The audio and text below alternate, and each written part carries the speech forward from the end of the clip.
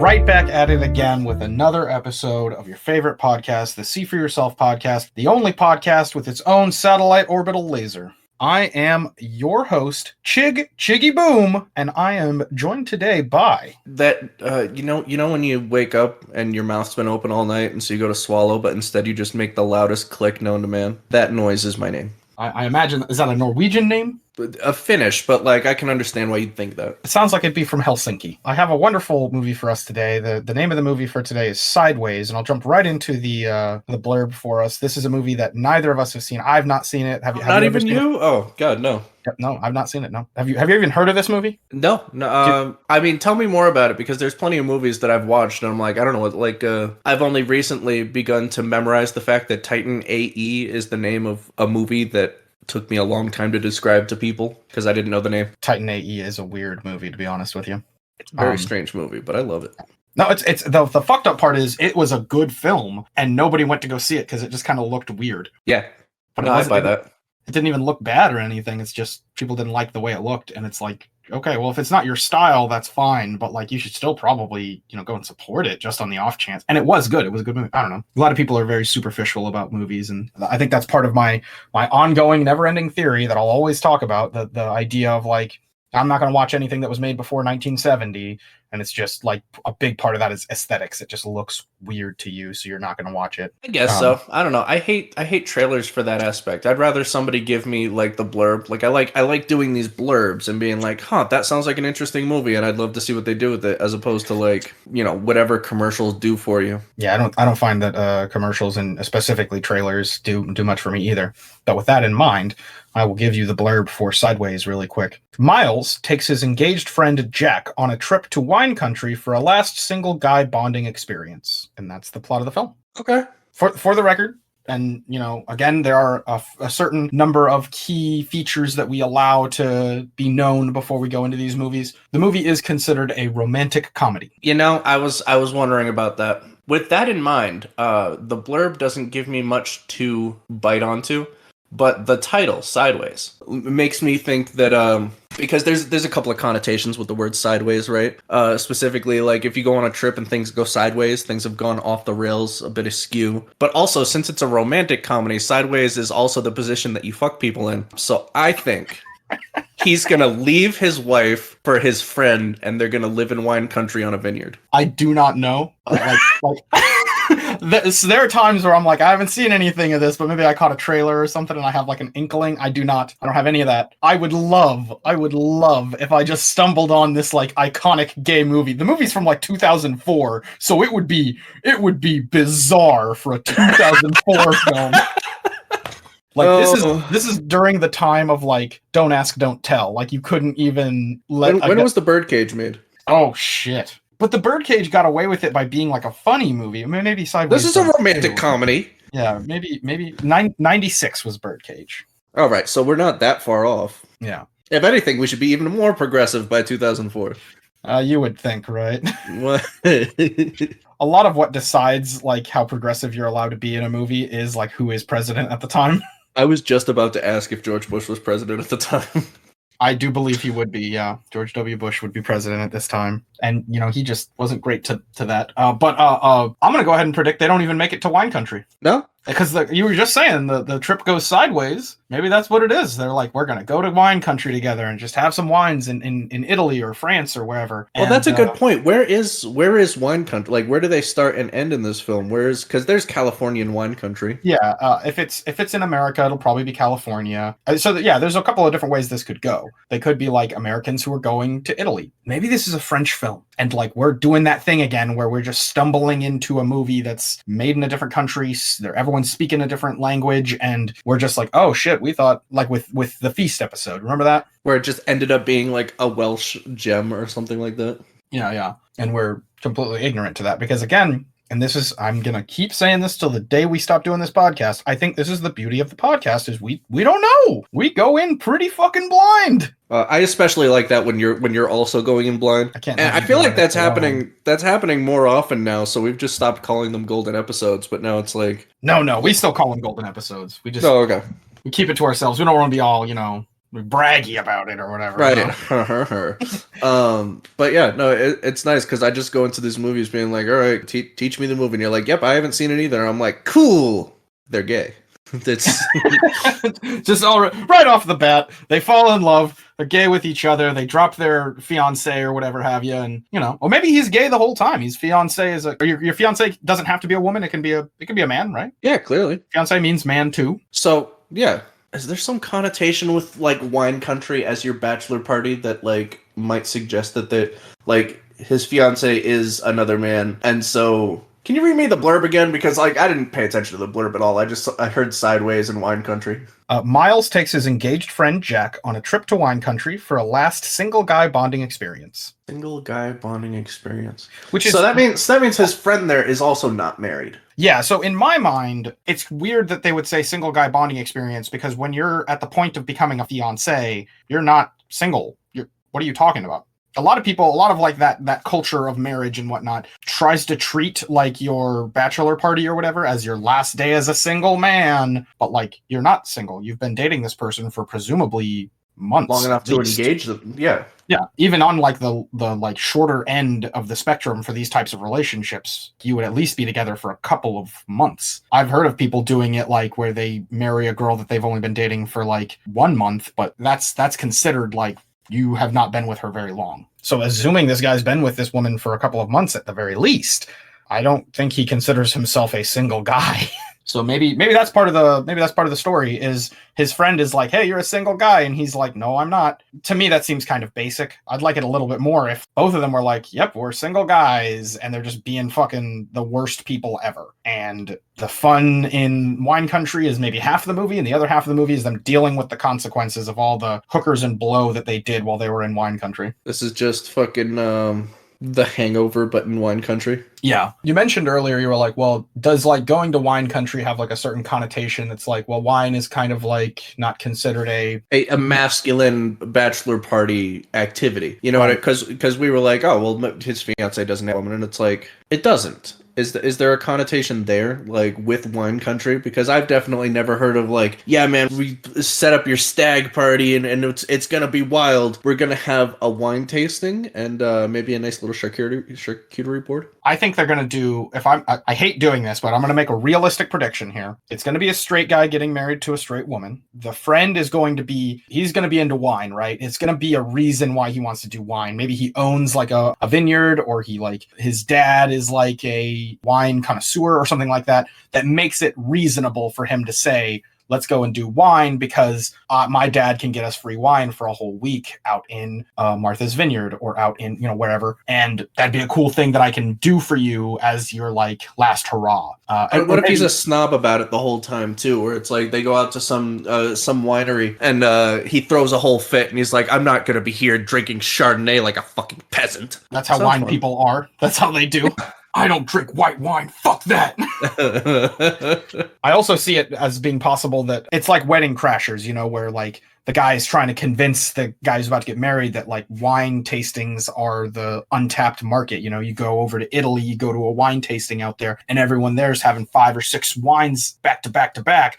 And then they're going out for more wine and then dinner. In the course of that, you should try to like, have your last hurrah, pick up some chicks, see if this girl's really the one for you, man. Maybe he's trying to convince him not to get married, Or maybe this guy's just like one of those forever bachelors. Mm-hmm. Maybe there's a societal thing with like wine that we're not getting here, and it's like instead of just being the guy that's like, yeah, man, I go out to the bar and crush a bunch of brewskis with the buds, and he's actually like, no, I'm a professional sommelier. It's actually like the rock star of the wine industry is what I am. And he's trying to convince his friend to be like, no, you could just do this with me. We can travel all over the world tasting wine and banging chicks. And he's like, no, I'm actually pretty happy getting married and working at the lawyer's office that I work at. I hate to bring this up, and I feel like it's probably inevitable at this point, given the history of our podcast, but is it possible that this is a buddy cop movie? A buddy cop movie. You know what? That's what's gone sideways. They go out. This is Hostel, but at a winery. They go out on their wine tasting spree, and somebody in their band of traveling sommeliers gets abducted, and now him and his buddy have to go undercover in the wine industry. Did you mean this is Taken but with winos? Sure. Hostel's a very different movie. Whatever, I don't know. Because when you said it, I'm like, oh, that's dark, but I love the idea. No, that too. I didn't actually see Hostel. Hostel is about, like, classism.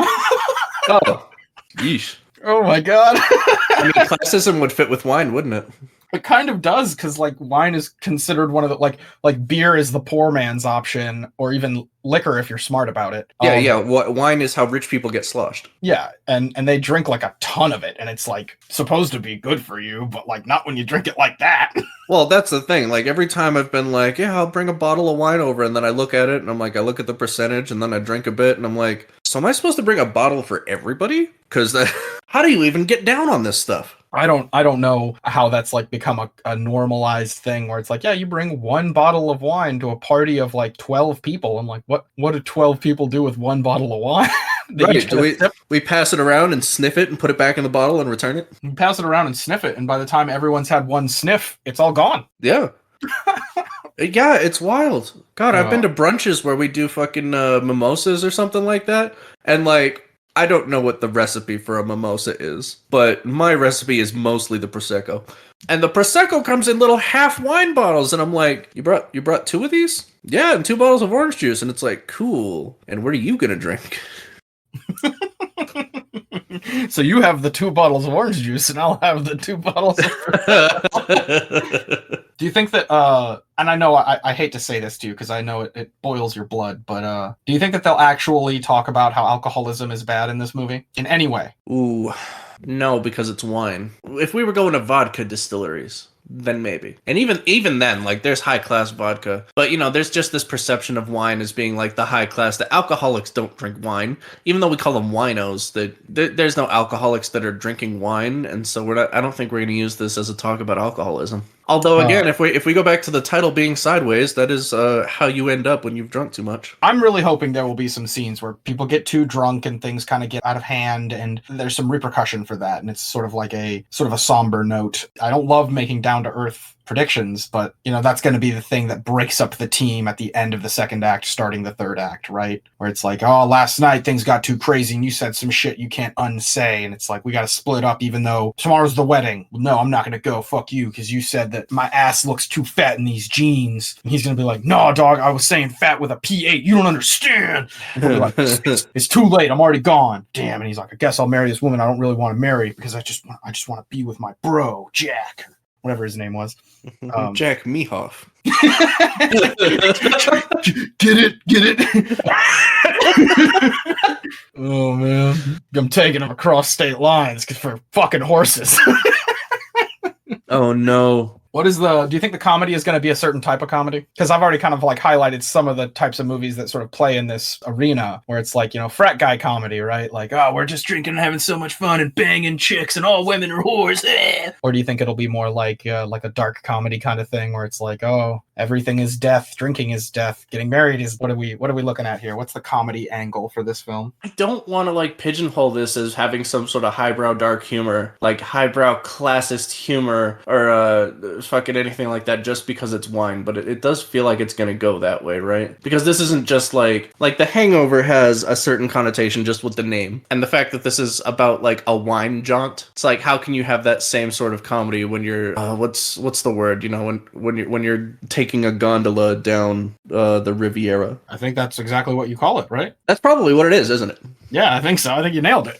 Perfect. No, what if that's, like, one of the scenes, though? Like, they're having this bro moment, like, as they're being, like, rafted down the river, and the guy who's, like, pushing them along with the stick is like, hey, that's actually incredibly reductive, and tries to, like, make them more intelligent. And they're like, nah, man, pour another one. What if that's the joke, is that everything they're doing, they're like, yeah, we're just having, like, cool platonic man-on-man friendship here, and everybody's just constantly like, hey, you know that riding a gondola is kind of like a thing that you would do with your lover and not with, like, a buddy. That's right. kind of weird. That's what the gondola driver is gonna say. It's like, no, man, we're just here doing a wine run because it's a bromance. And he's like, actually, you can just call it a romance. You don't have to, like, say no homo afterwards. Yeah, it's this movie was just way ahead of its time. He's just like, Yeah, you're in Europe. We're cool with gay people in 2004. Why wouldn't we be? Yeah. I don't know. Actually, the Romans, and they're like, you shut up right now. That would be lovely. I would genuinely enjoy that. Well, in Greece, actually, they have these baths. I don't know if you've ever thought about, a bath before, but I would like it if this movie goes to Europe. That's a prediction I want to make. Is we go to Europe. I'd like that. That would make me happy. There was and fairly recently a big resurgence, not a resurgence because it was never surged in the first place, like an up and coming of Californian wine, and I feel like that might have been around the same time period. So I do think that California is like a valid place for this to have shown. What if this has nothing to do about the relationship and this is just a biopic of the Californian wine industry? Oh no. That's genuinely possible. I might have accidentally stumbled upon a movie that's like, yeah, we're just trying to sell people wine. Oh, that's Lord. That's all this is just like, it's...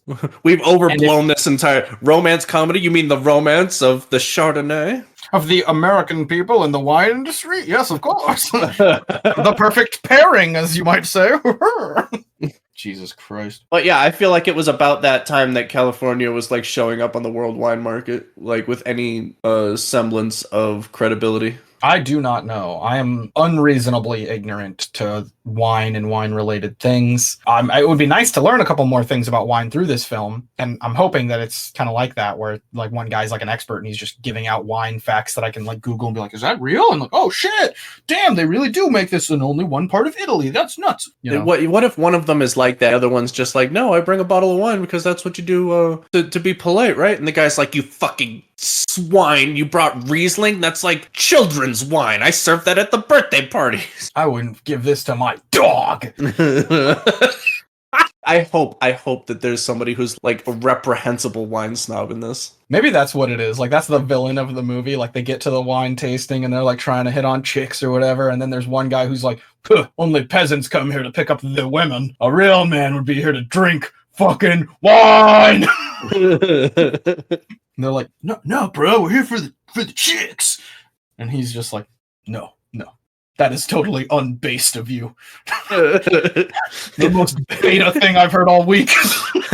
Based and Riesling pilled? He's just sitting there like a true, like he's just the Giga Chad, like he's just got the big fucking jawline and the huge muscles, right. And he's just holding the smallest glass of wine and like sniffing it and like pressing it to his lips and like, yes. It's gonna be the most dramatic scene too. Like they're gonna be hitting on chicks and it's just like, yes, you want to come back to my place? And it cuts over there. Oh yeah, you can really smell the oakiness. Oh man, I would love that. And maybe they're like, all right, man, let's fight. And he's like, no, we don't fight with our fists. We fight with our wine tasting.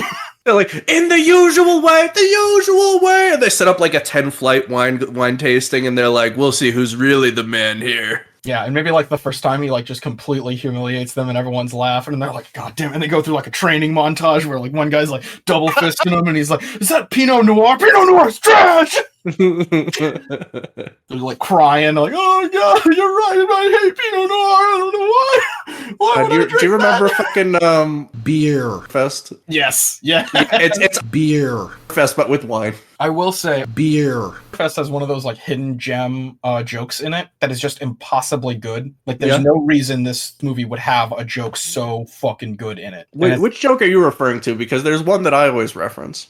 It's the one, I think it's probably the same one, because this is kind of an iconic bit. And it's where the more rotund gentleman on the team dies at one point. Yeah. And then, like, his cousin comes and joins the team, and he's like, actually, I also have been, like, drinking very heavily and getting prepared for having a bunch of drinks, and I could probably drink as much, if not more, than my dead cousin or twin or whatever. And I just want to honor him, and it's like, I know I look like him, and I sound like him, and so really, it wouldn't hurt if you just used his name for me as well.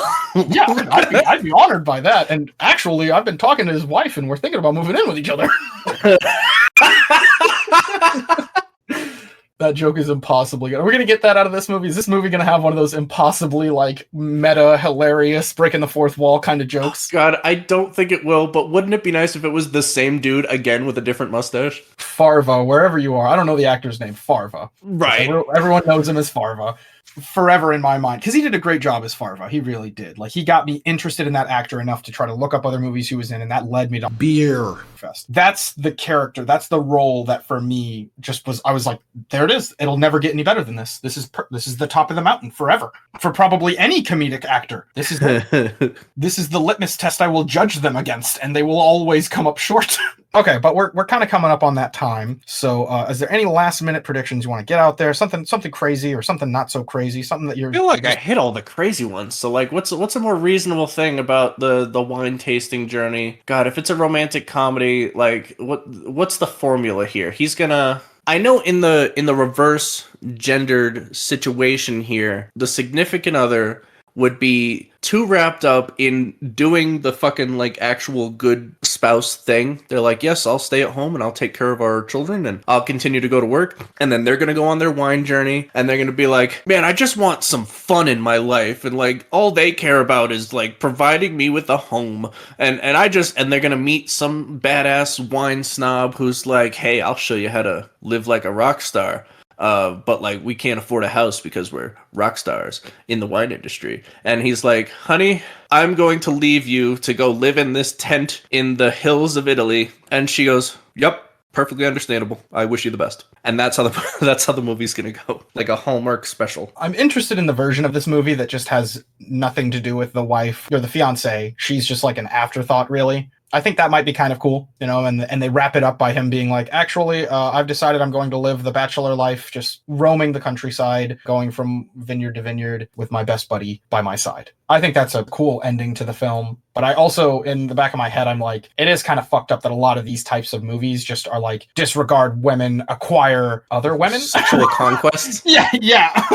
And that's like sort of how they do it. So I guess I'm not fulfilled with either of those options. I just like the idea of like platonic bro movie. You just reminded me of there's a Ninja Sex Party song. I forget what it's called, but it's like him having sex around the world, and it starts off with like, yeah, I've been dating this girl and it's going great. But if we go on one more date, we're gonna have a meaningful relationship. And fuck that! So we're going across the world, or however the fuck it goes, you know. And like, what if it's just that? He's like, man, I almost married that bitch. Yeah, that would have been really stupid, right? I know, right? Yeah.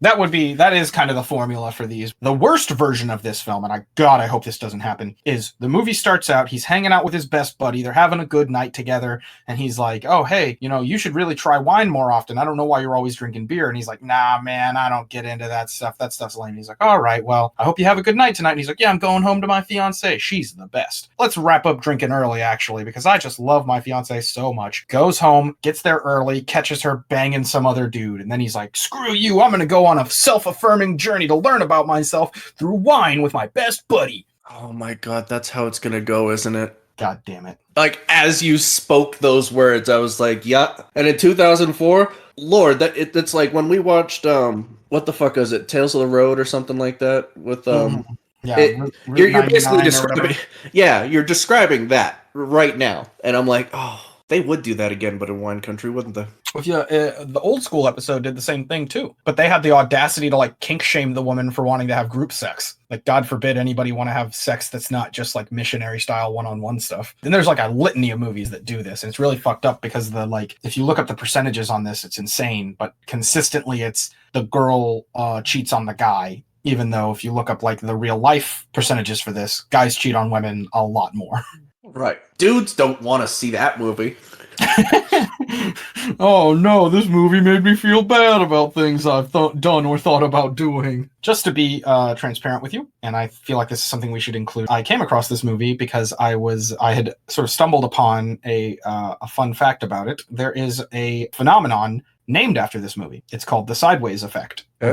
Would you care to guess what that phenomenon describes? The Sideways Effect is a phenomenon that sparked this movie, or is just named the same as this movie? You know, this movie came out, something happened as a result of the movie, research was done, and it legitimized the fact that this phenomenon happens. They're going to shit on a certain type of wine, and wine sales are going to go down for that type of wine. I'll go ahead and tell you that is exactly what happened. Oh, I'm getting too good for this. Yeah, I will give that to you. They shit on one wine, and he apparently one of the characters gives like an explanation of why this wine sucks and why this other wine is better, and the sales basically inverted, where sales were going up for that wine before the movie, and then it started going down, and the opposite is true for the wine that he spoke well of, where the sales for that one were going down, but then started going up.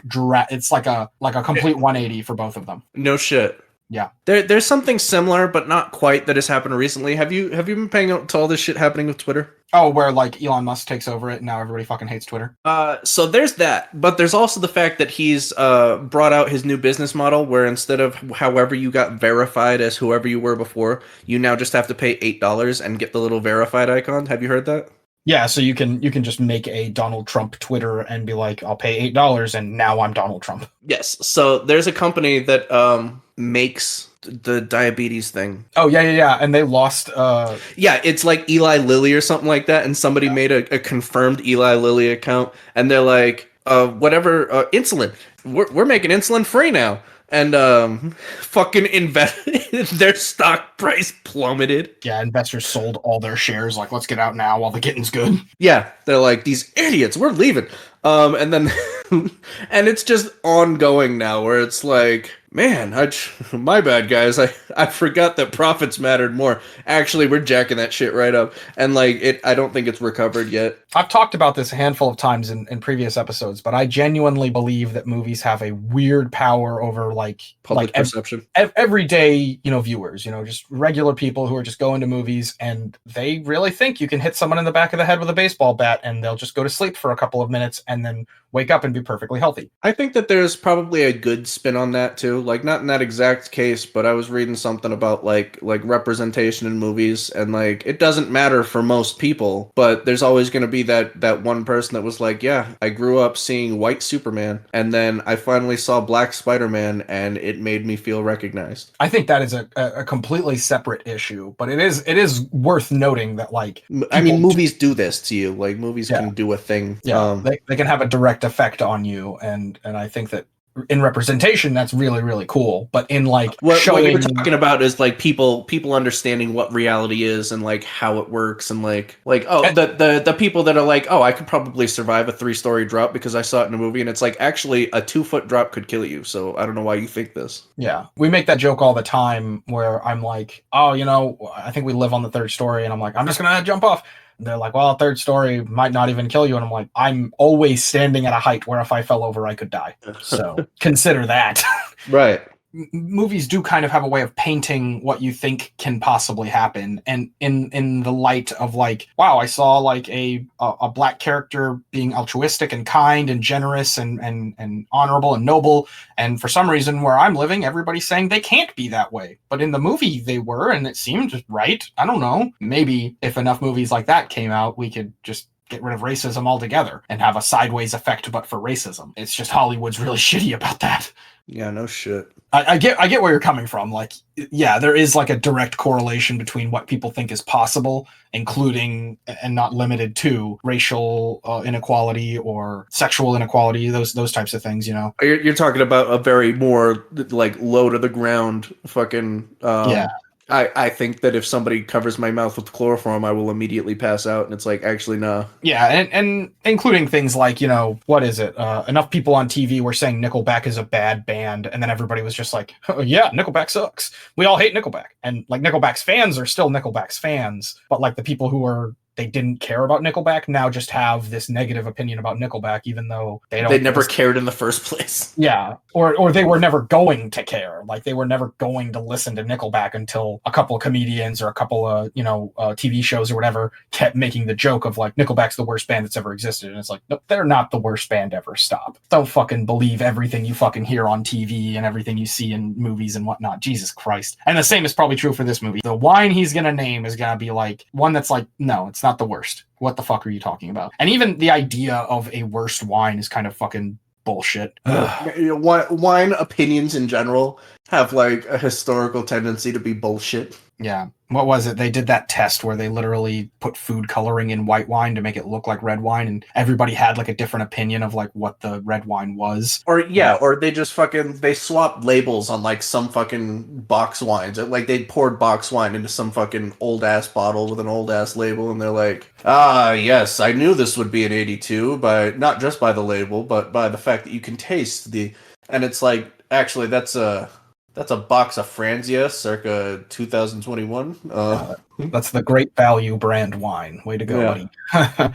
They literally made it last week. That's exactly why I'll never buy like a diamond or whatever. I'll just buy like one of the like fake, the cubic zirconia, fake like manufactured diamonds. Yeah, for sure. There's not a way in hell I'll buy a real diamond in my entire life. Just never. I could be the richest man alive. I could be the next fucking Jeff Bezos, and I'd be like, no, keep your way overpriced rock. I'll buy this one that was made by a scientist and is perfect in every way, and a quarter of the price for some reason. Right, or the fucking, like, the gradations on gemstones is ridiculous, because it's like, you would think the more interesting and rare the configuration was, it's like, actually, I'm really interested in this this ruby that happens to have, like, a streak of jade running through it or something like that.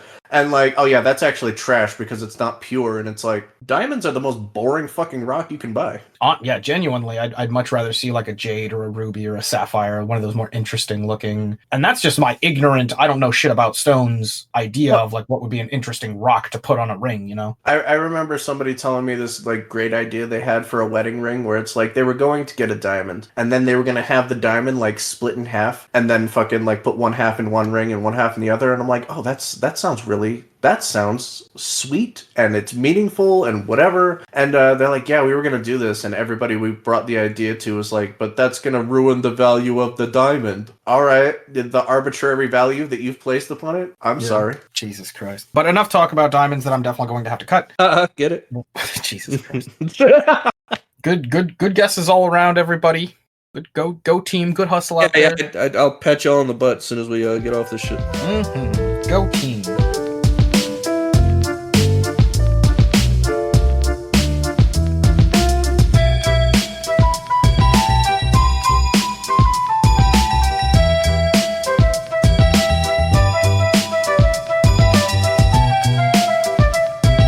So we are back from yet another movie that hit a lot harder than we expected it to. Didn't it, though? I was really impressed with some of the performances in this movie. Were there any standout performances for you? People that you just thought were acting their asses off? I really like that scene where Stephanie is just beating the crap out of what's-his-face. Jack. I don't know why that... Yeah, Jack Mehoff. I don't know why that one kind of stood out to me, but, like, I just liked how she was sitting all calm and collected on the staircase, and he's like, hey, honey, I got a big stuffed bear for our favorite girl, and just pummels the crap out of him, and, like, the flip felt really good for me. I like that scene because it didn't downplay how fucked up you could get by somebody hitting you in the face with, like, a helmet. Basically. That was also good. I think rather than like a person acting specifically, like the gritty realism of most of it, and like the fact that not none of it, but there were parts of it that didn't get wrapped up as cleanly as like your typical Hallmark movie. But before I get too far into this, I do want to say that like we're constantly criticizing the film industry for not showing dong, and we got full dong. We got full fucking dong. I was about to say, I wanted to mention that we finally got full dong. We've been in this for so long, we never get full dong. We finally got our full dong in a movie we did not expect to get full dong in. Right. Actually, that whole scene, I was like, oh, that's probably like as tasteful as you can get for like a fucking sex scene. You know, we didn't have titties in our face the whole fucking movie, despite the fact that like the subplot for a good chunk of the time was like, I'm getting married, I need to get my rocks off. We didn't see as much titty as I thought, but we got full middle-aged man dong. And how brave. What a handsome dong it was, too. What a beautiful dong. We did get titty in the scene just before that. There was one titty in the film, and it's sort of like haphazardly hanging from the side. It's not like a full frontal view or anything. Blink and you'll miss it, titty. Yeah. The dong is much harder to miss. It is right fucking there. It's like center of shot. Mm-hmm. Inside car, framed by the car window. Yeah. Full dong. And then he's chasing behind and we're just zoomed in on him with his dong. Yeah, the thing you're supposed to pay attention to in the scene is Paul Giamatti running towards the car, like the character Miles running towards the car. As soon as he gets like halfway to the car, right behind him is this naked man running at him. Your eye's still right there watching Paul Giamatti. That's where all the action is. They are not trying to hide the dong. It's not a secret dong. It is it's dong time. I Respect thought that choice. I thought that was fun and worth mentioning. The character whose performance I really loved in this movie was Paul Giamatti. Miles's character, and the way that he portrays like a man who's like anxious and feels sensitive and is struggling with a lot of stuff. I believed him. I really believed it. I believed the performance. I believed the sorrow and the suffering and the anxieties. I think he did a great job. No, I agree. I tend to feel weird being like the guy who's the main actor. I liked his acting. It's like, all right, I wanted to give some credit to somebody who was not like the focal point of the film. But I agree. Like you had mentioned before that like if I thought there was going to be some talk about alcoholism and like they touch on it without bringing it to the point of stereotype, except for that one where he's drinking the swill bucket. Like, I guess that is to the point of hyperbole. I do think he's doing that more as like a show of like, fuck you, if you're going to tell me I can't drink, I'll find a way. He's not like really drinking it. He's like if he like sipped from it slowly and like chugged it down, that'd be different because there's different ways to do that, right. That setup, right? He just kind of like pours it all over himself with his mouth open. I don't know. This is a winery, man, not a bar. You're not here to get drunk. And he's like, I need to get drunk. You have the drink. Make it fucking happen. And he even offers him like, why don't you just buy a bottle and go outside? Why all the pretense, man? The guy's asking for a drink. Just give him a drink. Fuck's sake. I mean, I don't know. I don't know what the rules of these places are, but it didn't seem like he was being outrageous or whatever, you know? I don't know. That whole scene is just really tragic. It's really sad to like have the full perspective of it and know that he just got told basically like, your book's never going to happen. You're going to have to become famous before you can get this book on the shelf, you know? Yeah, that is kind of what they were saying, right? They're like, we just don't know how to market it. I'm not the most avid reader, but I guess I do hear about books more often because they've become famous books. Sure, yeah. The first book is apparently the hardest one. You're an unknown person. Nobody knows your name. The book has to kind of have its own merits. If he had already sold one book that like did reasonably well, they could just say, okay, well, we don't have any way to market this book really, but it is written by a guy who has another book that people liked, so at least the people that like that one will buy this one, so we'll just go ahead and greenlight it. And that's kind of how a lot of people get repeat books out, is the second book wasn't as good as the first, but it had the success of the first to sort of like boost its numbers enough to get it published. Right. And that, it seems like that's what they're telling him is, we don't have an angle for this one, come out with a different book, keep this one, keep working on it, make it better, but it's ready to go basically, you know, just wait until you have like an actual, it seems like the kind of thing he might have been able to sell to somebody else to like put out under their name, like, oh, I'll just sell this book to Brad Pitt, and that way he can claim that he wrote this book, he can put his name on it, but it's my book. And I don't think any writer like wants to do that. Right, like I see some books with co-authors, and I want, now that you mentioned it, I wonder if that's part of how that happened, because I was like, how do you write a book with somebody else? And it's probably just because somebody had to have a name on it that was recognizable. Yeah, that's possible. It could also be that it was like, if the topic of the book is like research relevant or whatever, maybe they were like helping with the research and they gave them credit as an author as well, even if they didn't write as much of it, or you know what I mean? Right. So like if it's like a book on like a really hyper specific topic, then maybe that's what it was. They did all the research and the other person just wrote a cool narrative around it, you know? So I just want to bring it up because I feel like it wasn't, I don't know if it was just, you know, preparing us to realize like that he's already at a low point or something like that. But he stole however much money from his mom there when they were going to visit. And I'm assuming that's just, you know, bankrolling the trip. But we don't talk about that again. I thought that was really interesting because it's kind of like the opposite of Save the Cat, right? We talked about Save the Cat before where we kind of ingratiate ourselves to a character by doing something that like makes them look good. This is the opposite of that, right? This is kind of to let us know he's at a low point in his life. I loved that part of the scene. I didn't like the follow-up part because the first part of it is basically just, hey, I'm going to go inside and use the bathroom or whatever. Goes inside, steals money from his mom, looks at all these pictures of his dad who isn't living with his mom, so he either left or he's dead. His ex-wife and their marriage photos, and he takes this money and he goes back downstairs, and then they talk about basically what just happened. She is like, hey, whatever happened to your ex-wife? What's going on with that? Why don't you get back with her? Why don't you go out there and find a different, you know, person to get married with? It's been 2 years already. You know, you've been in a slum for 2 years. Jeez. Do you need money? And then he's also drinking out of a margarita glass instead of like a wine glass, which feels like that's not what he's about, you know? Like,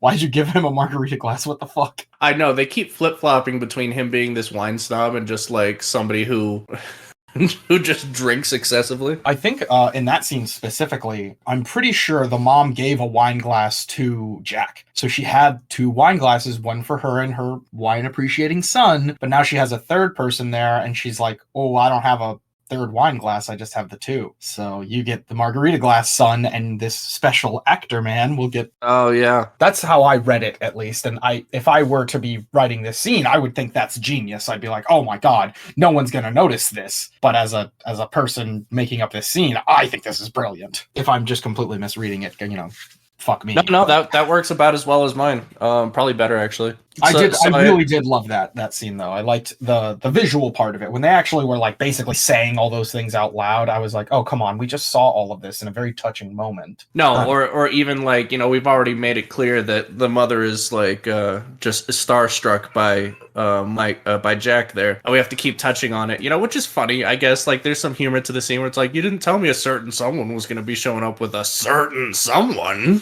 I was going to ask you that, like, were there any parts of the movie that were actually like comedically like you actually found they were funny? I really liked the build-up at the end where it's like he's trying to find a way to hide his broken nose. He's like, what does this look like to you? He's like, I don't know, maybe you got into a car wreck. Like a scene has passed and now we're filling up at the gas station and he's like, let me drive. You look depressed. Like, here, let me drive. I want to drive. And he's like, you got your seatbelt on? And he takes a left turn into a tree. And then they keep going with it, which I appreciated. They're like, nah, that's not good enough. And dump it in a ditch. I did like when he said, I just want to make sure you're being safe. When he said that, I was like, oh god, he's about to fucking get into a car accident right now. See, that was so what subverted me so much about it all is that the whole movie, I'm prepared for this to have like the generic Hallmark attributes where he's like, because they were just talking about like, hey, you should invite Maya to the wedding. And he's like, no, I'll do that. And he's like, you should let me drive. And if this was on the Hallmark channel, it would have been like, where are you going, man? This is the wrong turn. It's like, oh, don't worry, I know where I'm... And they would have ended up at Maya's house, Oh, wow. That's so smart. I love that. And instead of doing that, he's like still only... So that's... I wanted to bring it up again because I just mentioned how I liked the fact that it wasn't wrapped up nice and cleanly. Mm-hmm. And there were several points in the movie where I loved that. Yeah, so he's going through the scene where he's like, oh, I think I love Stephanie and I don't know. We could get a vineyard out here, man. And it's this Hallmark buildup of like, I think I'm going to leave my wife for this woman that I've met for 3 days. It's very Hallmarky. And then we kill all that feeling with, yeah, you think she looks like 2 tons of fun, which is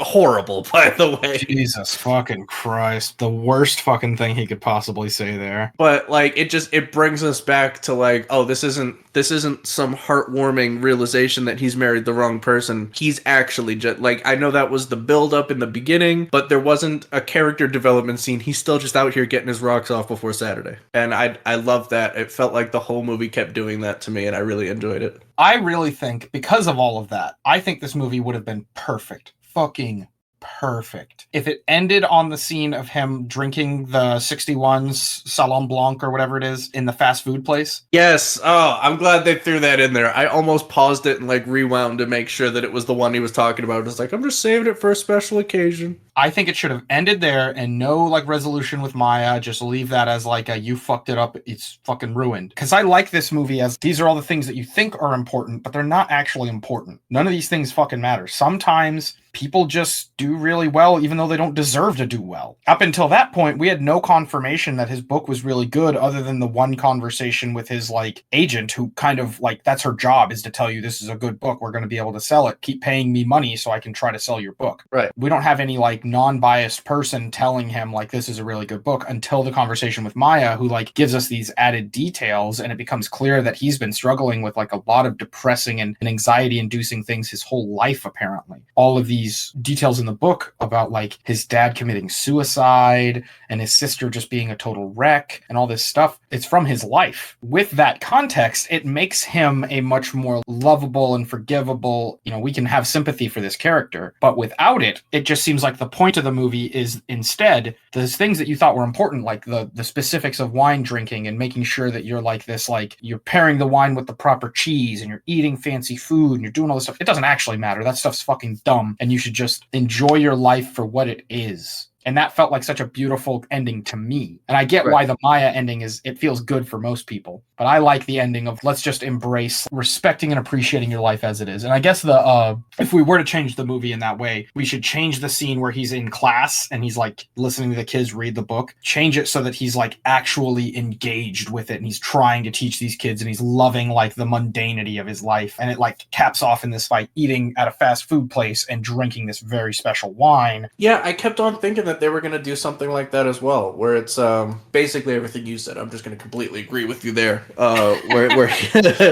Yeah, because we start off with him being like the absolute snob. Like he kind of loses that all the way through, and he's just like, yeah, that's great. You know, and it's kind of all just shoved in his face when he gets to see his ex-wife. Speaking of like subverting my expectations and stuff like that, so they did the thing after they go to Stephanie's house and have that first night together, and then I'm assuming Jack stays there and he gives her the manuscript and they do that thing where they like drive in different directions. Like that makes me feel a certain way. It's like, oh, you know, they're going separate ways, you know, just to ham fist the piss out of it. But that wasn't it. You know, they meet again after that. I liked how they did that, and it really highlights the feeling that a lot of men have where it's like, well, I haven't heard from her in just 24 hours, basically. He doesn't hear from her for a day. Right. And then he sees her the next day, and it's like they're getting along like great. That anxiety of that one day of not hearing from the person, and men are expected to wait how many days before contacting a woman back, right? It's like 3 days or so. I don't know what the rule is anymore because I'm one of those guys where I'm just like, give me your number. I'm going to text you. Hey, hope you made it home safe tonight. Had a good time. Can't wait to do it again. And I'm sure women fucking hate that, but the type of woman who hates that is not the type of woman I want to be interacting with anyway. Yeah, exactly. They do that same scene thing when like he's supposed to be, she's like, I'll see you at the reception, and everybody's turning right.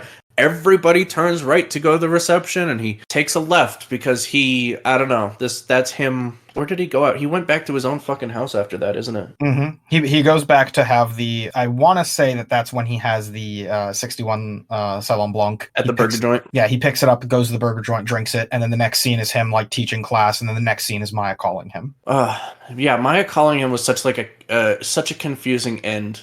It's the Hollywood end. Yeah. We gotta have that, like... But did he get the girl or not? It's like, no, I don't... That's not the point. The point isn't about the girl. The point is about the rest of his life. And they're like, but did he get the girl or not? Yeah. So there are so many good points of tension in this movie. This movie is a masterclass in, like, building tension out of next to nothing. Because the plot is paper thin. He's going to wine country to drink with his best buddy, right? Right. And the tension in the beginning parts of the movie are he wants to just go out and drink wine and have, like, a nice, like, time showing his buddy how to, like, drink wine and be good at that, and his buddy just wants to get laid. Paul Giamatti's character, who's kind of trying to like lament the loss of his ex-wife and how he wanted to be with her, but she doesn't want to be with him, and how that unfolds. And he wants to be respectful towards women. And he's like, well, you know, she works here and she works for tips. Of course she's going to be nice to me. Come on, man. He's trying to be a reasonable dude. And Jack is like, no, man. She said, hey, it's good to see you. That means she wants your dick. So it's wild that you mentioned that, because there's times where it kind of flip-flops between who's being the reasonable one. They go, like, moments before the scene where he's drinking from the swill bucket, Jack's just trying to cheer him up. And even without that scene, throughout the whole movie, you know, he's trying to teach Jack how to appreciate wine, and Jack's just like, tastes pretty good to me. Yep, this one also tastes pretty good. And then they go to apparently, like, I don't know, the Chuck E. Cheese of wineries. I don't fucking know this place. Yes, that's exactly how they paint it up. Yeah, and he's like, oh, it looks like they didn't even take it off the stem. They ground up some rats in it. Now you've got this swill. And the whole time Jack's just like, tastes pretty good to me. And it's like, oh, look at Jack. Jack knows how to appreciate his life, even though like he's gonna fuck it up at every turn. But like that's not even quite how they painted him up. But like in those scenes, at least, Jack was like more reasonable. Where he's like, hey man, just relax and let's go. Let's have a nice glass of wine, even if it's pretty good, isn't it? So there's a version of Jack that is a lot more likable. I think they do a lot to try to make Jack not a completely detestable person, right? Right. There's like the scene where Miles comes back to the hotel room. He seems kind of somber and he's like, oh, did you get some? And he's being optimistic about it. And the more he kind of jabs at him and he's like, you a homo? You're not into chicks? And he's like, no, man, just leave it alone. Sure, I'm a homo. I don't care. And he's like, oh, did you? I'm sorry, man. You know, and he comes down to earth and he's like, oh, I was being optimistic. I thought things went well because you stait out all night. Did you have performance anxiety? Like, what happened?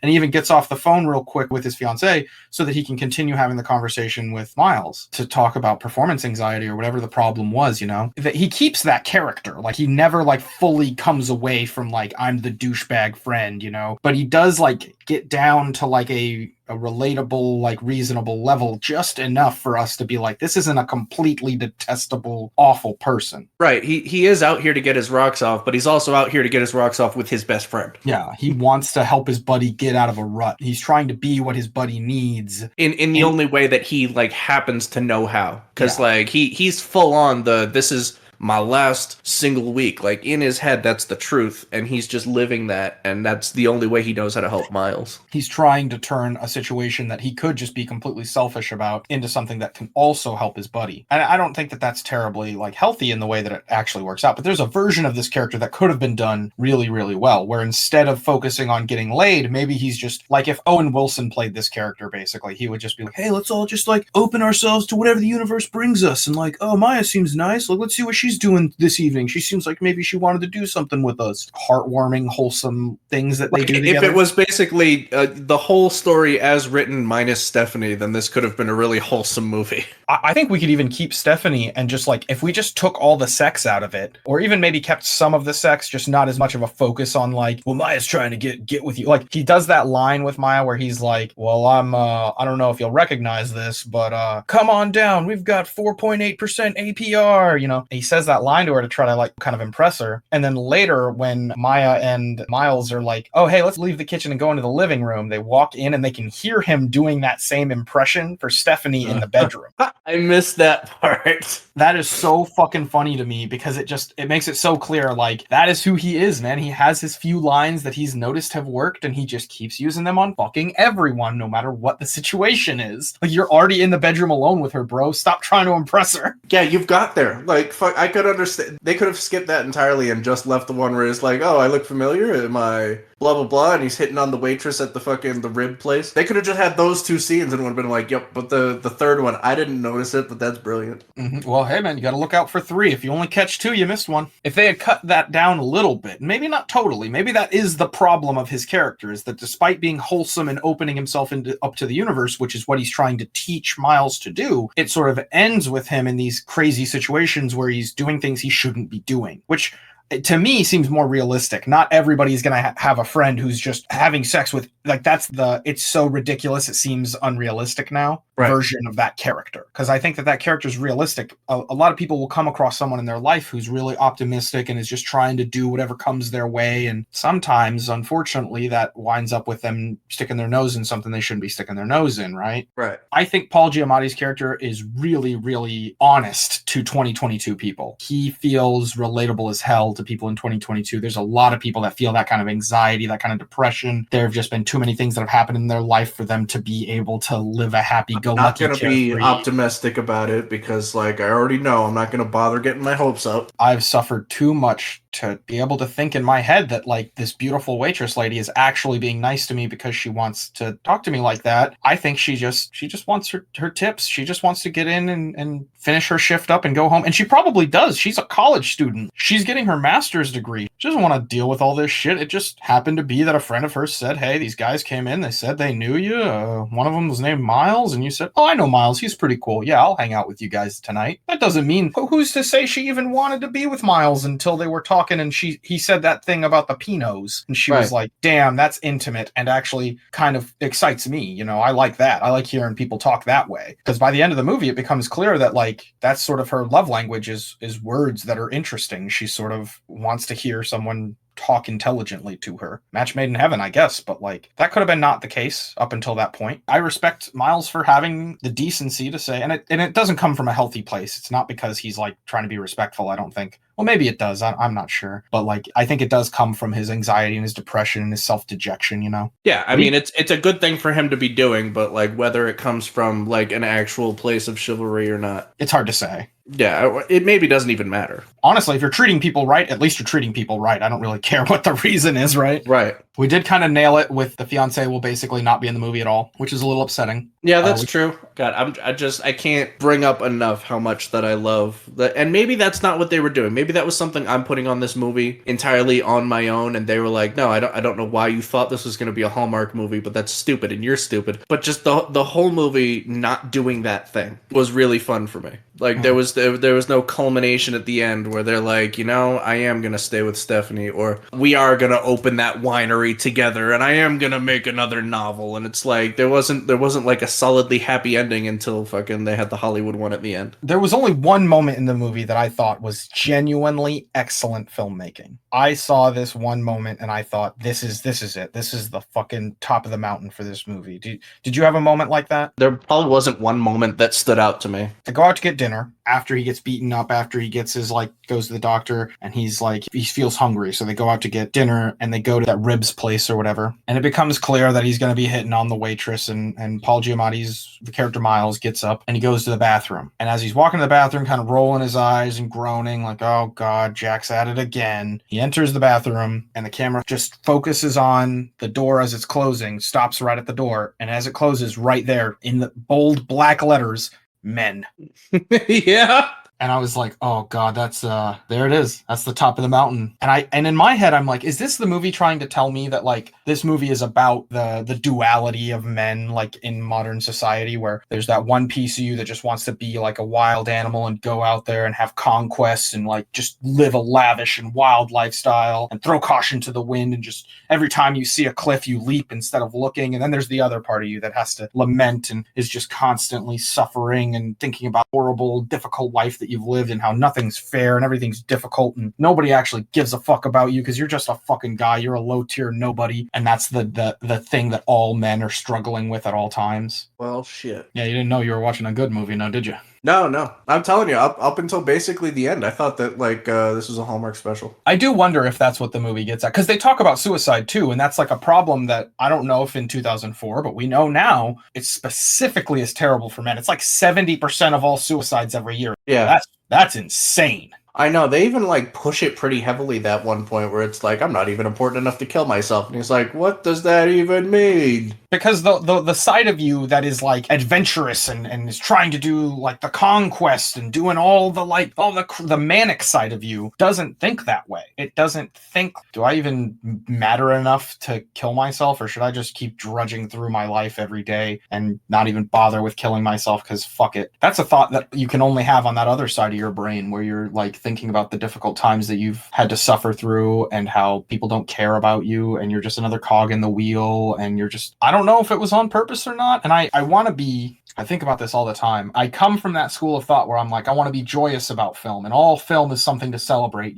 Dozens, hundreds of people came together to make this thing work that really can't be like this with anything less than dozens to hundreds of people, So it's a beautiful thing no matter what. And I always come to these moments where I'm am I putting too much in the film? Or was this the writer and the director and the editor and the cinematographer? All these people came together and made a beautiful moment that really got the message across to me, and I'm just overthinking it. And again, even in this small dichotomy that I'm giving you right now, you can hear the ambitious side of me that's yes, everything's beautiful and wonderful and amazing. And then the side of me that's no, it's all just meaningless chaos, and I'm just stumbling through the never-ending whirlpool of life. Nobody cares and nothing matters. Have I lost the room? No, I think you're pretty spot on with it, honestly. I missed the scene, apparently. Apparently I blinked and missed the men. But, the way you describe it, that sounds like a really smart way to frame this whole movie, with it just being two halves of the life of your typical men. When the movie starts, there's this scene where they're driving, they pull out this Pinot, and they start drinking it, and he tells them, no, don't open it, special, wait until we can get it chilled or something. And he's like, nah, I'm just gonna open it, fuck it. And he asks them, well, wait, why is the Pinot white? And he's like, don't ask stupid questions like that when we get there, everyone's gonna think you're an idiot. And he starts explaining it to him, then the scene kind of just fades out. And I'm like, no, I wanted to know!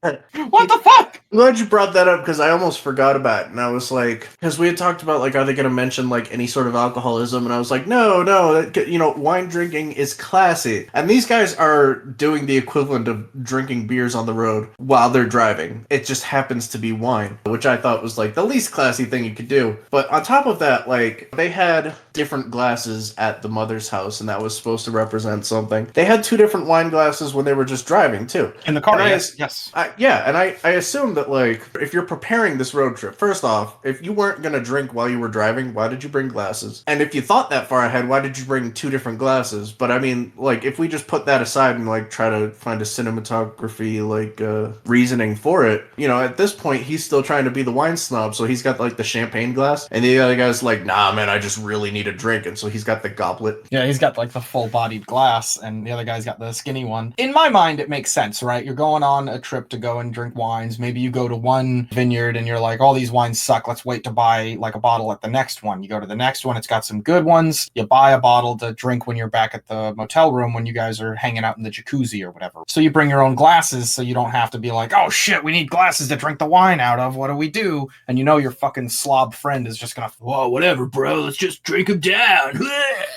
Fuck you, Jack. I'm being mean to Jack. Jack is just a lost boy, man. He's just always going to be young for the rest of his days. He's the Rufio of the group, you know? That's mean to Rufio. He's worse than Rufio by a large margin. I pity Jack, but I am concerned for Miles. Because, like, Jack is just going to keep doing this forever and is pretty much always going to be a terrible person. But, like, Miles doesn't have enough spine to, like, stand up and do what's right, you know? He did with Maya, but I think that's because he loves her and respects her. He doesn't respect Jack, and he doesn't respect the marriage that he has with Christine, so he never tells Jack, yeah, I told Maya myself, and he never tells Christine, yeah, Jack is going around fucking around on other women behind your back. And I don't know if that was just the culture in 2004. I cannot imagine that it was just considered like, yep, my fiance is going out for a week, and this is like his last big hurrah. This is his bachelor party. I expect him to be fucking women who aren't me. I really doubt that was just chill, 18 years ago? It baffles me that the movie didn't end with, it's weird to me that it ends with him reconnecting with Maya and not with him saying, hey, Christine, you have to know. It is kind of weird, but like every time he brought it up to Jack, he's like, Jack, you can't be doing that. And even Jack is like, you know, I know that you care about me, but I need to do this. It's just like, well, that's good enough for me. Go on, Jack. Fucking be on with you. I hated how compelling that was. Like, in the moment, it sounds really good. Until you realize the plight is just, I'm getting married and just, I'll never be able to do this again. It's like, no, you can cheat on your wife whenever you want. Like, it doesn't have to be before you get married. Yeah, why ruin this weekend where I'm trying to, like, go out and reconnect with myself and, like, find a reason not to kill myself? Why ruin this weekend to do that, or this week to do that? You can do it any other time, and that's not really a plight, right? Like, that's a made-up issue. It's not real. I would love to hear the argument for this is an actual plight. It's an actual problem. It's real. It's legitimate.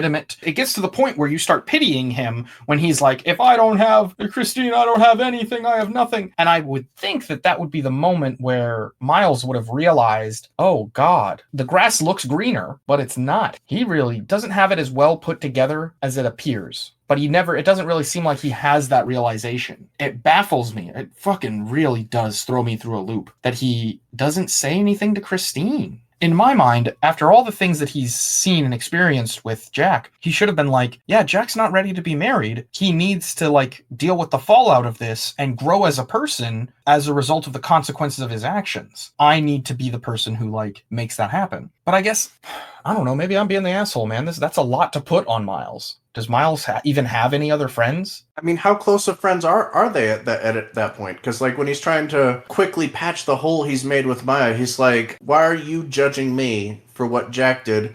I was his freshman roommate. It really seems like Miles, because of his, you know, he's the Eeyore of the group, and people have a tendency to, you know, not treat Eeyore the way that Winnie the Pooh Bear does, where Winnie the Pooh Bear will go up to Eeyore and say, hey, come on adventures with us, spend time with us, be around us. We like being around you. And instead, in real life, what ends up happening is Miles is kind of depressing, isn't he? Yeah, I noticed that also. And he never wants to do anything. He's so fucking anxious, and he's always fucking virtue signaling on us how we shouldn't be treating women and whatever. Jesus fucking Christ, what a buzzkill. Miles. Let's never talk to him again. And I'm pretty sure that's where Miles is in his life right now, where systematically everybody has just decided he's too sad to be around, so we're just never going to talk to him ever again. And the only person who's like still giving him the time of day is this dude. And so it becomes a lot harder to say, hey, you should have done the right thing. You should have gone and like made him face up to what he's done and how helpless Jack is, basically. How do you do that if you only have Jack as your only friend, the only person who like spends time with you other than your mom? Especially since Jack is like, they have between the two of them this weird fucking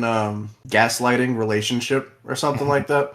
Yeah. Or it's like Jack keeps on being like, no, I'm trying to take care of Christine. I'm doing the right thing for Christine by not telling her about this because it would hurt her feelings. And Miles is just like, yeah, no, I get it. And then fucking like later on, they're like, you sure you didn't tell Maya? And it's like, no. And as a matter of fact, I should be mad at you for how this is gonna make her feel. The whole thing is just like oddly toxic at every turn. I think that Jack feels alone when he's around those, because he talks about it when he's like, man, what took you so long? I was in there and I was drowning, man. He doesn't like being around those people. They suck to him. But he likes Miles. He likes learning about things. He likes, he thinks he's funny and interesting. Be that guy you were before the tailspin, man. Everybody likes that guy. So he likes Miles. He just thinks he needs to get him out of this rut. And it seems like there's so much opportunity for like growth and a loving companionship and a platonic bond of friendship and brotherhood. But I think you're right. They are just kind of people who are struggling, man. They're having a tough one, and they're just getting by barely by the skin of their teeth every fucking day. Oh, this was a really good movie.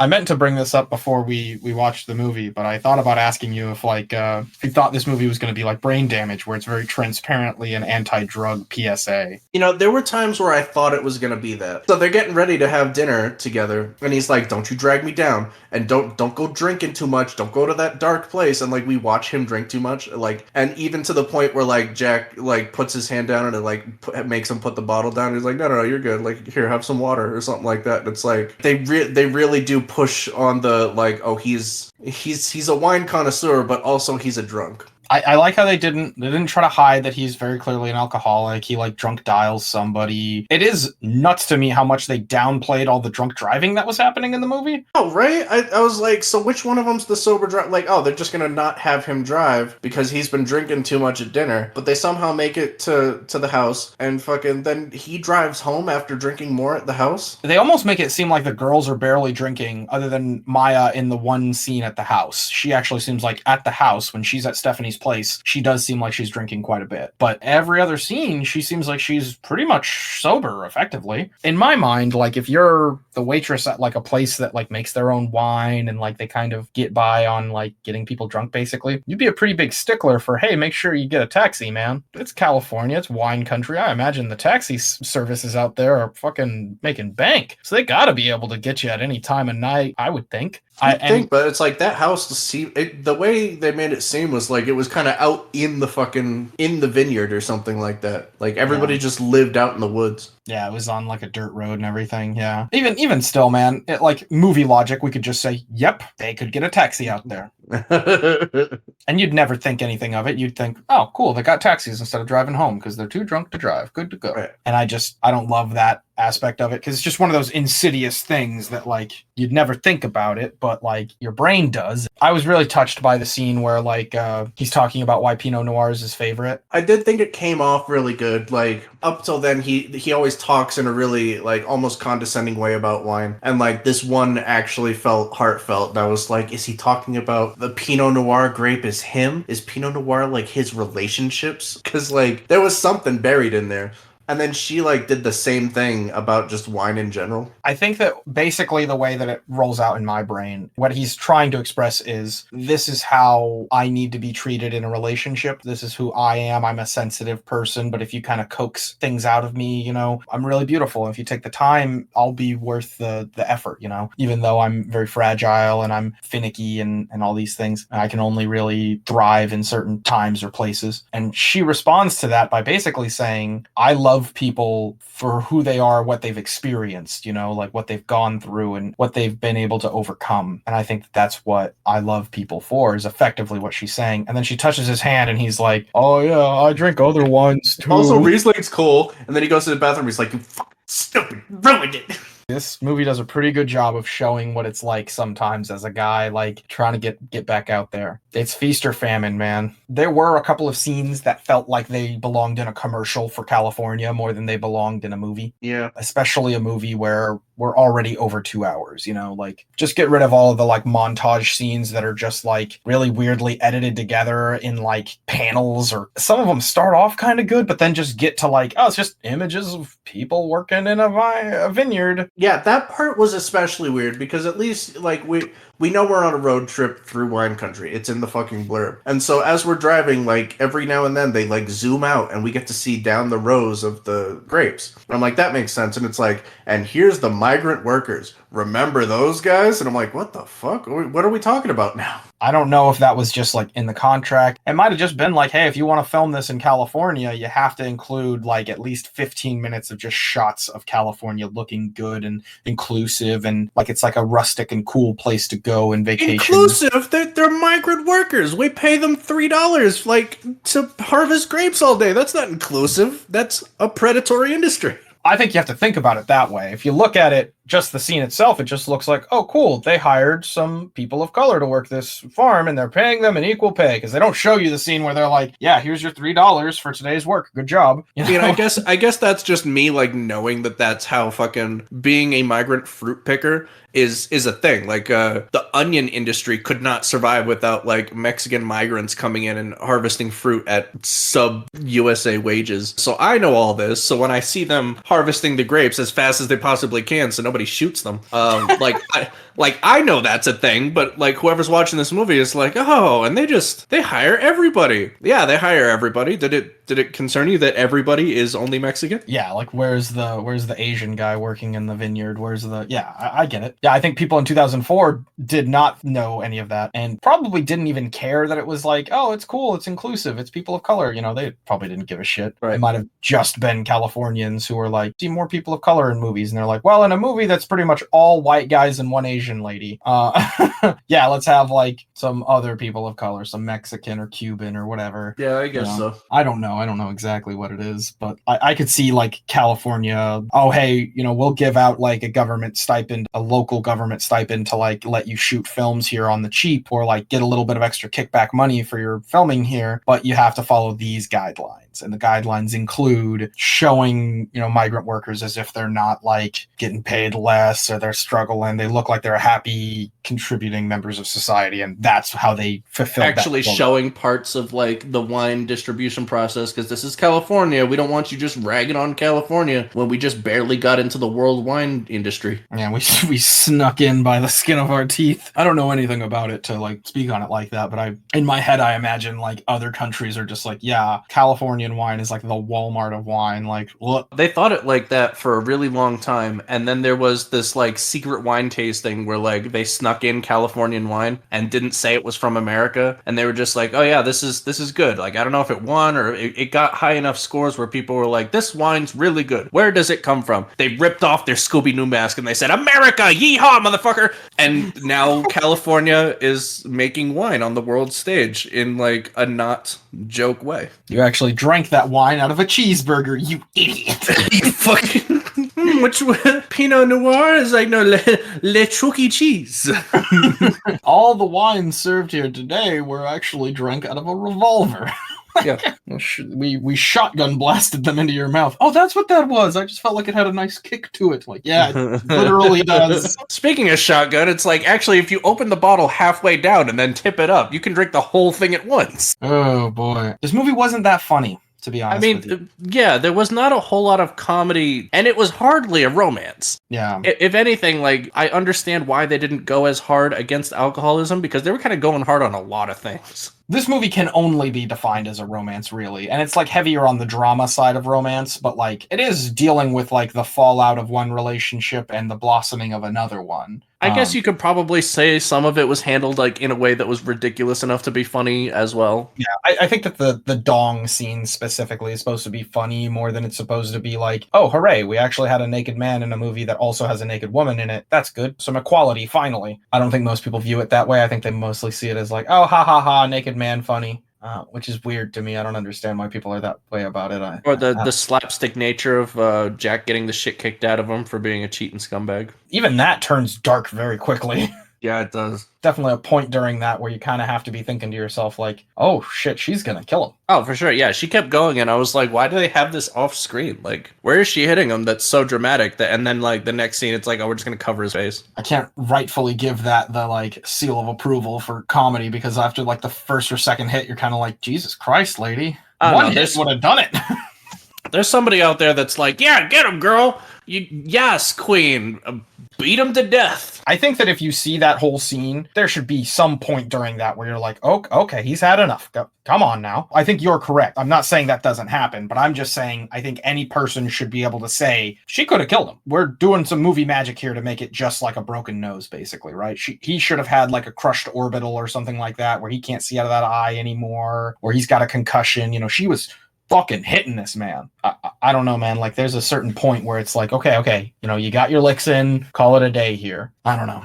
I'm probably just being sensitive about it. It does feel like comeuppance, and that's good. I think I'm glad that like Stephanie got her she got her licks in. That's good. I appreciated that's how it all ended. That there wasn't any credence to their let's start a vineyard and we'll have Stephanie show up and all that stuff. Like as bad as they painted Miles to be throughout the whole movie, like not like they didn't paint the both of them badly, but there was room for your typical romantic comedy arc in Jack, and they didn't do that, and I like that. I agree. God, how fucking terrible would that be if, like, you know, she's sitting there all calm and collected. He gets up and he's like, hey, baby, I got you this teddy bear. And she's like, oh, that's sweet. Maya told me that you're getting married or something. And he's like, oh, I was just about to tell you. Yeah, that's not happening anymore because I love you and your kid. I could see a version of this movie where that happens. We get a scene where he goes home and tells his wife, and then they have a big fight about it. And then he goes back to Stephanie and, you know, has like his magical vineyard life with her. Or alternatively, he just never tells Christine and just never sees her ever again. That would just be really, I think that they made the right choice. I think you're correct in saying that it was better to have it this way. I mean, I keep bringing it up because the movie that we're describing as being the worst way to do this is how many movies are done. It's typically done on the flip side of the genders. So it's like the husband says, I'm going away on a business trip, and the wife says, that's fine. I'm going to go back to my hometown for a week for no particular reason, and then I'm going to fall in love with the stable hand. And then the husband's going to be like, I haven't seen my wife in a whole week and she's not at home. I am rightfully concerned. I'm going to go visit her hometown because like that seems like a place where I should look. And then they go to the hometown and she goes, honey, I'm sorry, but I never loved you. And it turns out that I love being the wife of a stable hand down here in my hometown. And he says, yes. Well, that's perfectly reasonable. You have a good life. And that's the end of the movie. And there's uncountable movies that follow this formula. And so I love that every time I was like, oh, it's this shit again. It wasn't this shit again. I cannot help but think of Moonstruck with Cher and Nicolas Cage. Probably the peak of the mountain for that archetype of film, but still almost exactly what you just described is what happens. Yeah, basically just that. There's a million Hallmark movies that do exactly what I've described, and Moonstruck is probably the best one of them. Just because of the like wild scenes involving Cher and Nicolas Cage. Good lord. God bless you, Moonstruck. Rest in peace. Well, okay. Is there anything that you wanted to say before we go ahead and call this one a day? Because I feel like we've kind of covered just about everything we've got. Is there anything you're hiding in your back pocket? I like that. I don't know when this was supposed to be set, but the burger place had those styrofoam cups that are apparently like the worst thing for the environment since ever. Accurate of the time. But yeah, I love that. Him drinking wine out of that. That was fun for me. The most low-class thing you can possibly drink wine out of. Just two things for me.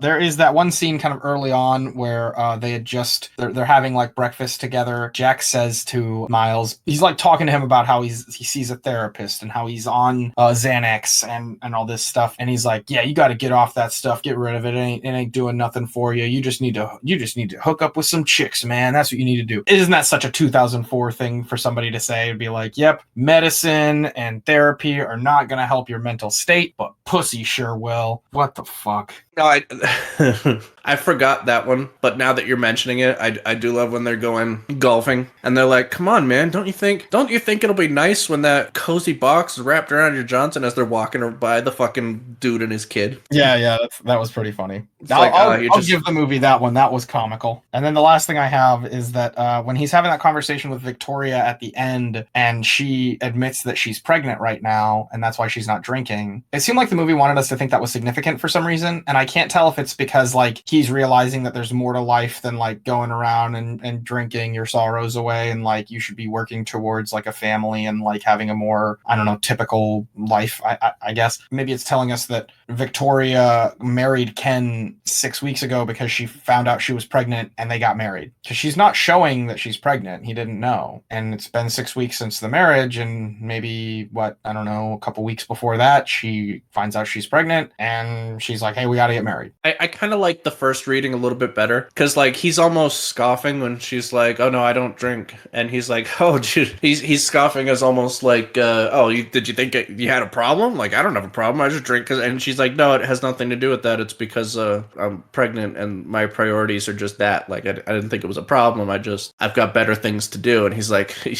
oh yeah. I guess there are better things to do. Now I'm gonna go home and mope. Or I'm gonna not go home and mope. Now I'm gonna go home and drink that last wine I have. It feels like that the way that the movie ends on him going and seeing Maya and her like basically saying everything's okay between us now sort of robs Miles's character of any kind of like big thing that he realizes about himself or how to live life or how to like be a happy person or whatever, you know? Yeah, it's like the takeaway is like, it's a happy ending. I didn't completely fuck everything up with Maya. And it's like, no, you have other problems. It really does seem like the movie does think, yep, all these things won't fix your life, but the love of a good woman does. And it's like, well, Hallmark, we're in Hallmark now. We did it. Yeah. Which is weird because it had an opportunity for an ending that's just like, I'm going to embrace like living a simple life and not trying to like sell a good book that gets published and people take it up right away. Maybe I'll just write for fun. And maybe that could have been a scene that we got after he just drinks his big special wine for fun while having onion rings and burgers, and then he goes and teaches his class and he's very excited about it, and then he goes home and he's like writing down all kinds of crazy ideas. That could have been just a good way of showing that he's starting to embrace loving life instead of moping about it. I'm not saying that that's great either, because then it just seems like, well, maybe if you hit rock bottom suddenly you'll skyrocket out of your depression because you've just had such a tough time. No, sometimes you hit rock bottom and then you just keep digging. So none of these are perfect endings. I just like that one a little bit more. Could have been something more than just like, oh, thank God the love of a good woman fixed all my issues. Jeez. Okay, well, a pleasure as always. Well, every time. Good to have you. Good to be had.